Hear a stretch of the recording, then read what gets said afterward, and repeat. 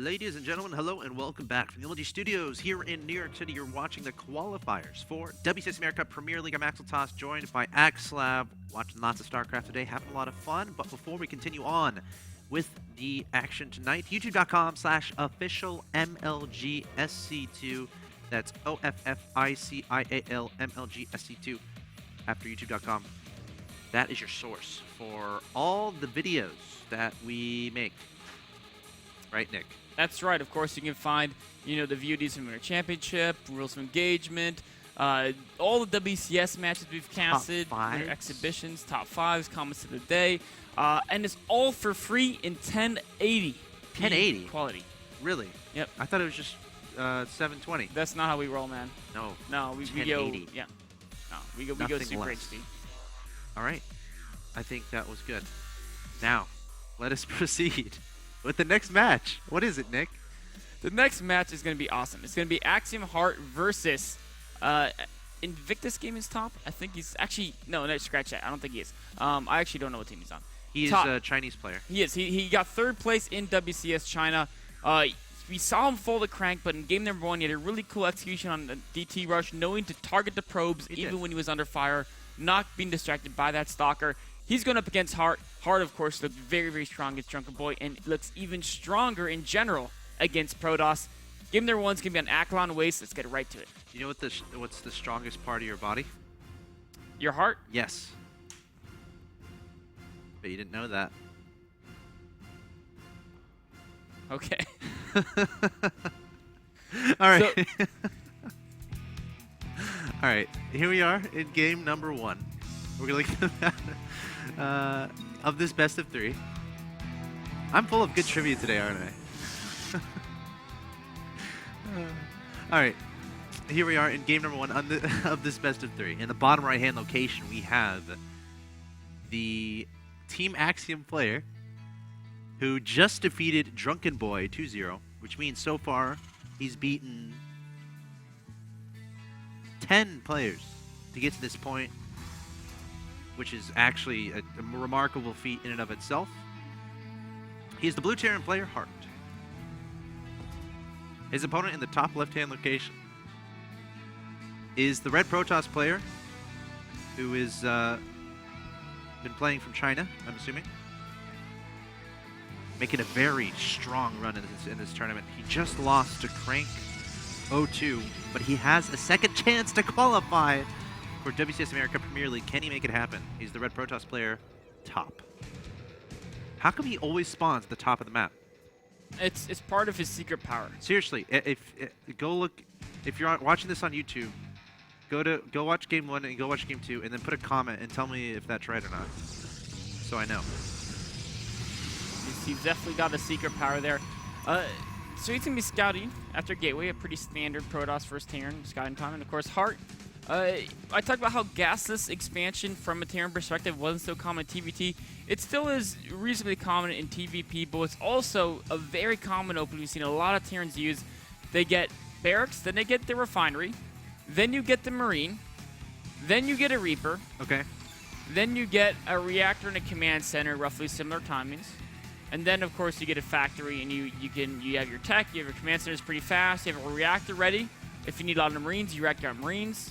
If you want to get a lot of Widow Mines, you can reactor out Widow Mines, you can get Hellions. And, of course, you have access to Starport tech, a very, very strong opening. Let's see if Hart does that. So far, he's going for that opening. The Marine, followed by the Reaper. Yeah.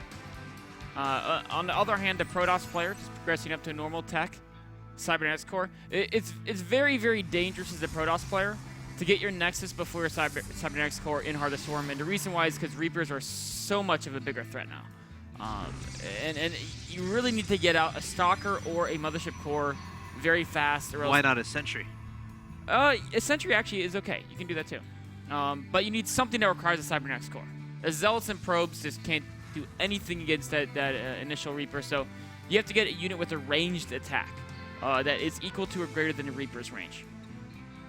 All right, we see a probe heading to the natural expansion, going to try to make a Nexus. I thought the SCV would try to prevent that from happening by chaining himself to something. Engineering bay? Yeah, an engineering bay. But he's not, and the Nexus will be made. However, Hart should be able to spot this soon with that Reaper. Where did that Reaper go? Oh, there he is. Yep. He's looking for proxies. Indeed. I liked it. I like it. He's already gotten a decent scout with the SCV. He says, okay, there's no need to jump on my opponent's base super soon because I've already kind of seen it very recently. I'd rather go ahead and make sure there's no proxies first, and then I'll go and try to get that secondary scout off. Of course, with 2 sentries and a mothership core, time warps and force fields are available. Both these he could trap with. Is he going to do it? Force field. He missed the second force field. Ninja enough. I think he thought he didn't need it. I think he thought it was going to die. Yeah. Wow. And that's pretty important. Honestly. It is. I mean, killing the Reaper is huge, actually. It's something a lot of people really underestimate. The Reaper, if you kill the Reaper, it's almost as if you just kill a scan. Because that Reaper will come in for a second scout, and even if it's just checking the gases on your expansion, that gives the Terran a lot of information. And if you can get in your main, it's going to save the Terran an entire scan. And often you can get into main and maybe even kill a probe or escape and come back again and again and again. And it's just really nice to kill that Reaper early game because then you destroyed a large portion of the Terran army, which is that scouting and map control that the Reaper gives. Speaking of getting to the main wave of medevac, so we're going to see a Marine Widowmine drop from Hart, and he loves his medevac, so I'm not too surprised at all to see this. And we'll see how much damage this does. And Nick, do you know what the scariest feeling is in StarCraft 2? When a DT is killing you... No? Okay, never mind. Sorry. Good try. I appreciate the effort, but it's just not what I'm looking for at this time. So Hart, you know how when Terran drops a Widowmine and then it burrows? And then the Protoss splits all his probes? Yes. Except for one probe? Imagine how that one probe feels. It's being sacrificed. He sees all of his friends run away. And he's told not to run. And he's told not to run. They're like, no, it'll be fine. It'll be fine. It's just that one spot, but it's he really knows. important. He's heard the stories about the Widowmines, and he's like, I know exactly what's coming. And I do not appreciate it. They told me I have this spot all to myself. Wait a minute. I know what that means. Let's see if that happens. It could very well happen. I don't know where the medevac went, though. Is it back home? Oh, no. Here he goes. Right into the main. It's heading up there. And, wow, Zootop is ready to wait. He has an observer there, too. A great defense. One observer can track the medevac. One can track the Marines. Of course, he used Photon Overcharge on a Nexus to keep the Marines away. And it's nice of Hart that he burned that Mothership Core energy. Yes. So, but on the other hand, it's very nice of Zootop that he took 0 damage to that opening of Hart. So, beyond using that energy, of course. That's the most important thing as a Protoss player, you know. It's much better to use that energy than it is to try to split your forces more so and then end up taking damage at a Widowmine drop. Top going straight to Colossus, too. Yes. Widowmine drop is not yet done. I think he's thinking about going into natural. As soon as that Photon Overcharge goes away. But look at top. The instant there's no Photon Overcharge, his units go down to low ground. Observers are keeping track of everything. He's really, really on top of his defense. But here comes the medevac speeding in. Gonna go right for that mineral line, and the medevac's gonna drop down here. No observers here just yet. All the probes running away except for one, and he's gonna die. He's actually going towards the Widowmine. He was brave. He's a brave guy. All right, I think one Widowmine was taken out there. Yes. Zootop has yet to lose a unit. Very efficient defense. His in-game name is Zootop, so excuse me for calling him that if I accidentally do. But Hart is not done. He is a little bit upset about having not done any damage. He's like, you know what? I'm just gonna look at this build from Zootop. Your front door. No forges, no Twilight Council, powering up to 7 gateways. He's looking to do a very strong 2-base Colossi timing, and Hart's moving out on the map. He's running into his own demise potentially. If Zootop if Top just pushes out right when this comes in and takes his opponent off guard and just counters and goes for the win, that could be very nice. And look at that, a scan going down. There's no observer there anymore. Yes, great moves by Top, moving observers into safer locations. Of course, right now, Top doesn't have... With an overcharge. Mothership Core! Don't die! The Mothership Core dies! Oh, great pick-off by Hart. And what you know what? That Mothership Core is actually very useful when you try to launch that 2-base timing. Because the time warps are so powerful when combined with Colossi. Of course, right now, Top's army isn't insanely strong. Once he gets that 3rd Colossi out, once he gets Colossi range, and once his 7 warp gets really kick in, then he's going to be really strong, and that's what's happening over the next about 30 seconds. It's all going to come together. Hart has got to retreat. He's retreating. And the thing is, Top already has a forward pylon. What he could do here is make a bunch of zealots at the forward pylon and prevent his opponent from retreating into his natural expansion. Oh, if he can get the warp in time. I don't think his cooldown is quite ready yet, though. He's chrono boosting many of his warp gates. There goes the warp in. Hart is going to get back in home in time to defend, but there's no bunkers up. There's only 2 Vikings, 2 more on the way. Actually. Oh, sorry. Where does his extra ones are? 6 Vikings. There's 2 more. Oh, they were hidden on top of the orbital. Camouflage or something. All right. He's got a great concave, but there's so many units from top here. Here comes top. Can he make it happen? Can he take care of Hart here? And can he get that spot into the Premier League? But no, force field's going down, and he's going to back up for now. Hart doing a great job there defending that off. His Viking count is fantastic. It is. You know, this is an attack that a lot of Terrans lose to because they don't have the Vikings ready in time, but Hart identified it so early. He had 6 Vikings ready. He's lost 3, but he's taken out one of those very important Colossi. Oh. And there's not much sentry energy left. Gosh, there's a stim from every direction. Oh, don't get on the ramp, Hart. No, you want to stay in your natural. Time is on your side when you're facing a timing attack. Does that make sense? It should make sense. It does. I should make quotes for a living. That was a really good quote. Should I repeat it? I won't repeat it. Go on, Nick. Top is going to back away. He's realized, you know, he's running low on sentry energy. His opponent has a lot of Vikings. This attack probably won't work. But he backed away before he really lost too many important units. He still has 5 sentries. That's very important. He didn't lose any of his sentries there, or he still has 5. Maybe he had 6 before. He only lost a single one of his Colossi. And he actually he traded pretty decently in that engagement. So now he's going to try to play a little catch-up and upgrades, going for charge and, of course, and he's not too far behind in upgrades, to be completely honest. Yeah, he's not. Because Hart was spending his gas like getting Vikings out. So it's like... You know what's interesting here? That build is often an all-in. Yes. But it's all-in if a Terran has 3 orbitals and double E-base. In this case, Hart was playing extremely conservatively. So it was just really like a poking timing attack from top. And Hart defended it very easily without any bunkers because of the fact that he wasn't making those late game investments that would make that attack of top an extreme commitment. Hart already going into ghost production, and that's a really cool move considering he knows the path his opponent took as far as the Colossi.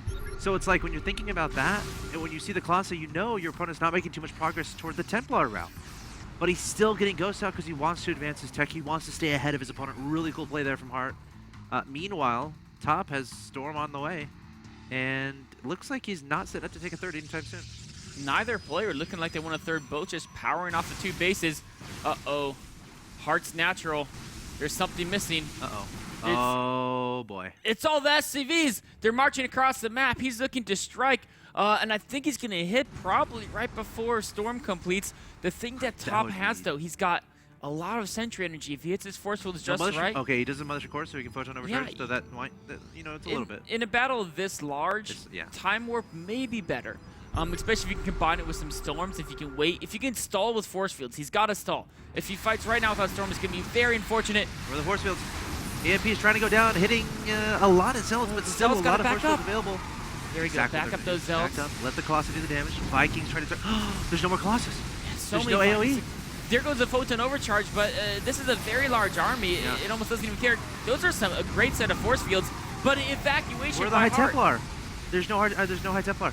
There's no AoE. Yeah, he didn't think he would get the energy in time. He morphed him into an Archon. No. Hart's pushing forward. There's no Medivacs. He doesn't need him, though. He has so many units, and the probes have to be pulled here. Wow, Hart playing this so well, landing the Vikings, knowing that all his opponent's Colossi are gone, hitting a perfect timing, and he's going to clean up every unit at the natural expansion. 87 to 44 in supply.